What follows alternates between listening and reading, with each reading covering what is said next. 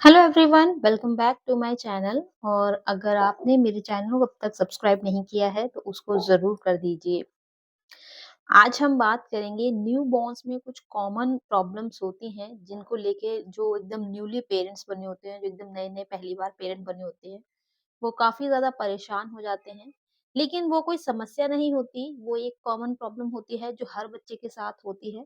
तो इसी टॉपिक पे आज हम बात करेंगे, तो वीडियो को जल्दी से शुरू कर लेते हैं।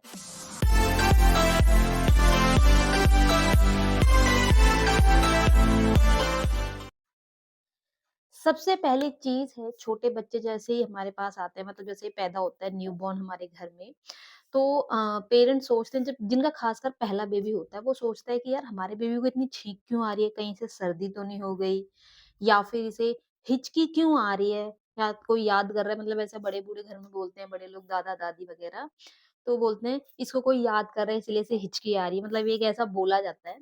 तो हिचकी क्यों आ रही है, छींक क्यों आ रही है, या फिर वो इतनी अंगड़ाई क्यों ले रहा है, कहीं उसे कोई फीवर तो नहीं है इसलिए वो बार-बार अंगड़ाई ले रहा है और वो इंडिकेशन दे रहा है कि फीवर है उसकी बॉडी में। तो ये कुछ बेसिक सी चीज़ें होती हैं जो हर बच्चे के साथ होती हैं, लेकिन जब वो पहली बार पेरेंट्स बने होते हैं हम लोग, तो हम ये सोचते हैं कि ये हमारे बच्चे के साथ ही क्यों हो रहा है?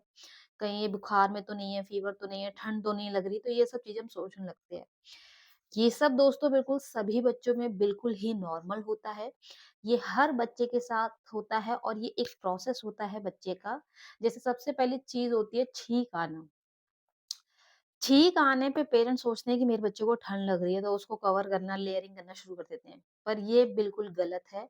गर्मियों के टाइम पे बच्चों को अगर जो बच्चा आपका पैदा हुआ है, वो समर्स के टाइम पे हुआ है और उसको छींक आ रही है, तो ये बिल्कुल नॉर्मल है, उसको ठंड नहीं लगी हुई।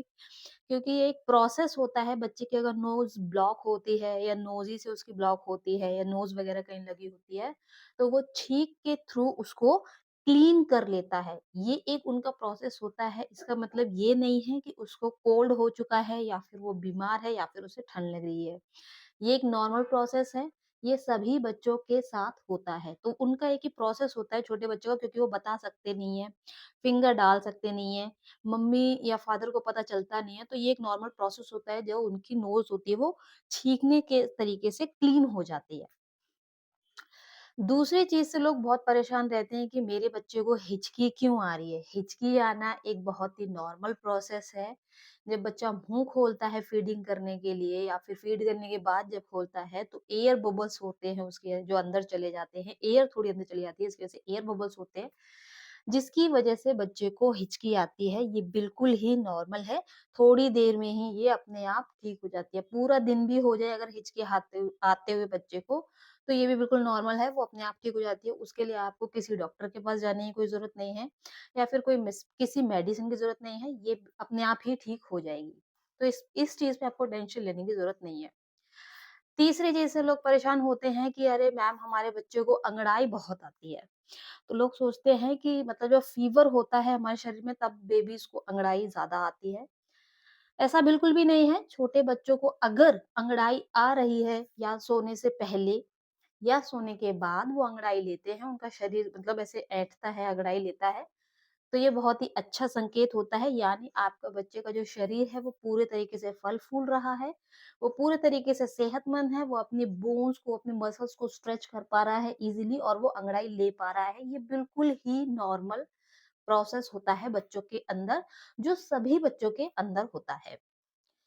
अच्छा, एक चीज़ और देखते हैं पेरेंट्स की, ये देखते हैं कि जब भी न्यूबॉर्न होता है, तो कुछ ही दिनों में, यानी हफ्ते भर में या 2 हफ्तों में या कुछ ही दिनों के अंदर, 10 दिन के अंदर ना, बच्चे की स्किन पे छोटे-छोटे रेड कलर के दाने हो जाते हैं। और उसके वो मुँह से लेके, मुँह के अंदर से लेके पूरी बॉडी पे हो जाते हैं, मतलब पैर तक, पूरे फेस पे, नेक पे। अगर आप ऐसा ऑब्जर्व करोगे, अगर आपके बच्चे के साथ ऐसा हो रहा है, तो ये कोई समस्या नहीं है, लेकिन पेरेंट्स बड़े-बूढ़े घर के ये सोचते हैं कि बच्चे को खसरा हो गया है। लेकिन वो खसरा नहीं होता दोस्तों, इस चीज़ पे आप ख़ास ध्यान दें। अगर आपके बच्चे को ऐसी कोई प्रॉब्लम होती है, छोटे-छोटे लाल दाने होते हैं, तो ये भी बिल्कुल नॉर्मल है। ये मैंने खुद से ऑब्ज़र्व किया है, क्योंकि मेरे अद्विक के साथ ऐसा हुआ था। उसको भी शुरू में जब वो पैदा हुआ था तो थोड़े ही दिन बाद उसके पूरी बॉडी पर छोटे-छोटे, छोटे-छोटे लाल दाने हो गए थे, जिसको मेरे घरवालों ने कहा था खसरा है, लेकिन वो खसरा नहीं होता है।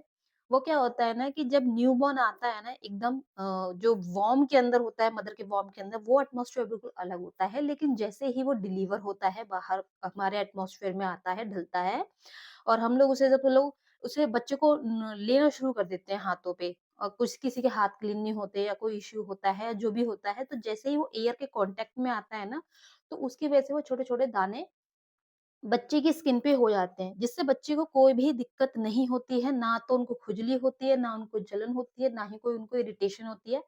वो बिल्कुल नॉर्मल होते हैं, ना उनको फीड करने में कोई दिक्कत होती है, क्योंकि वो मुँह के अंदर भी होते हैं वो छोटे-छोटे दाने। वो 1 वीक के अंदर अपने आप ठीक हो जाते हैं, उसके लिए आपको कुछ भी करने की कोई ज़रूरत नहीं है। मेरे घरवालों ने तो सोचा था कि इसको खसरा हो गया है, तो वो बहुत सारी चीज़ें करने लगे थे, लेकिन किसी और ने हमको बता दिया कि ये इसको खसरा नहीं है, ये एक नॉर्मल है, ये शरीर की गर्म उन्होंने बोला कि शरीर की गर्मी है, लेकिन ये बिल्कुल नॉर्मल होते हैं। अगर किसी न्यूबॉर्न बच्चे को ऐसे छोटे-छोटे दाने हो जाते हैं, तो बिल्कुल नॉर्मल है। ये 1 वीक के अंदर अपने आप खत्म हो जाते हैं, उससे बच्चे को कोई दिक्कत नहीं होती है। नेक्स्ट चीज़ से जो लोग परेशान होते हैं, वो होते हैं कि बेबी की जो स्किन है वो पील हो रही है, मतलब जो बेबी की स्किन होती है वो उतरने लगती है। ऐसा आपको दिखने लगता है कि यार मेरे बेबी की जो स्किन है एकदम फटी-फटी सी है, अगर आप उसे रगड़ोगे तो वो ना उतरने लगती है। तो ये बिल्कुल नॉर्मल है दोस्तों, ये हर बच किसी-किसी बच्चे के साथ होता है, किसी के साथ नहीं होता है। मेरे अद्विक के साथ ऐसा बिल्कुल भी नहीं था। जो इस इसको एक स्किन पीलिंग कहते हैं, कि जो उनकी पुरानी स्किन होती है, जो वॉर्म के अंदर होती है, वो थोड़ी बहुत रह जाती है, वो नहाने-धोने से ठीक हो जाती है। कुछ लोग इस चीज़ से भी परेशान हो जाते हैं कि मेरे बेबी के जो पाँव हैं, वो थोड़े टेढ़े हैं या घूमे हुए हैं, या जो उनके पैरों का पंजा है, वो घुमा हुआ है या टेढ़ा है। तो इस चीज़ से परेशान नहीं होना चाहिए, वो उसको ऐंठने लगते हैं, मालिश करने लगते हैं, खिंचवाते हैं, या डॉक्टर के पास भागने लगते हैं। तो ऐसा बिल्कुल भी नहीं करना चाहिए दोस्तों, क्योंकि जो हमारा यूट्रस का साइज़ होता है, उस टाइम पे बच्चा उसके अंदर जिस तरीके से भी एडजस्ट होता है, तो उस तरीके से वो शेप होल्ड कर लेते हैं। लेकिन कुछ टाइम बाद जैसे ही वो बाहर आते हैं, अपनी बॉडी को स्ट्रेच करते हैं, अंगड़ाई लेते हैं, वो नॉर्मल तरीके से अपने आप ठीक हो जाता है।